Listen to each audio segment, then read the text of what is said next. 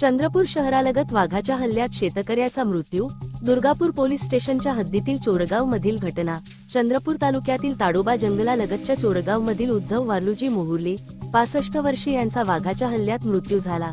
काल ते वरवट चोरगाव मार्गावरील शेतीच्या कामासाठी स्वतःच्या शेतात गेले असताना वाघाने हल्ला केला व मृतदेह ओढून नेला. रात्रभर शोध घेतल्यानंतर त्यांचा तपास लागला नाही.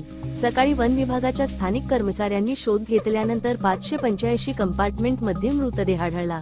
शव पोस्टमार्टमसाठी शासकीय वैद्यकीय महाविद्यालयाच्या रुग्णालयात पाठविण्यात आले आहे. सप्तनगरी न्यूज ब्युरो.